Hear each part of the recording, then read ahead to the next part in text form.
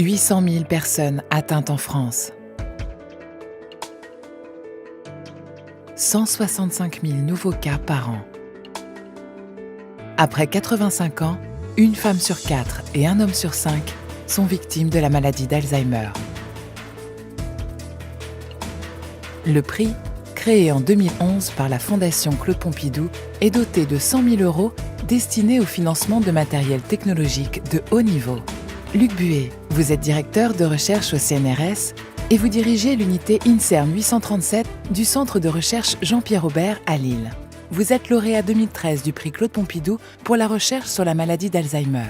Pouvez-vous en quelques mots définir vos travaux sur cette maladie ? Alors nos travaux sur la maladie d'Alzheimer, en fait, s'intéressent aux lésions qu'on retrouve dans le cerveau des patients atteints de maladie d'Alzheimer. Ces lésions sont bien connues depuis le début du XXe siècle, avec d'un côté ces dépôts amyloïdes, qui sont un poison qui va s'accumuler dans le cerveau de ces patients, et de l'autre côté, une dégénérescence des neurones qu'on appelle la dégénérescence neurofibrillaire.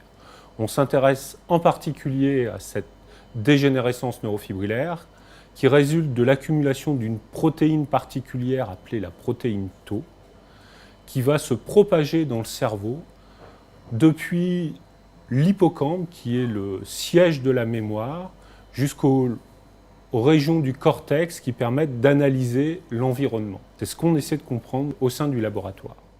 Pouvez-vous nous dire ce que le prix Claude Pompidou va apporter à votre centre et en quoi il va favoriser son activité de recherche ?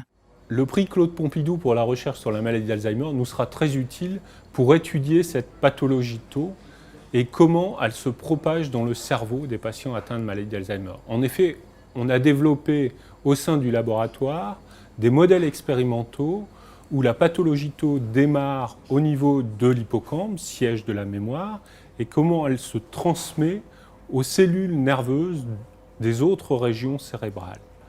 Et en fait, l'appareil financé grâce au soutien de la Fondation Claude Pompidou va nous permettre de suivre ces cellules nerveuses et lesquelles sont affectées de façon précoce dans la maladie suite à l'hippocampe.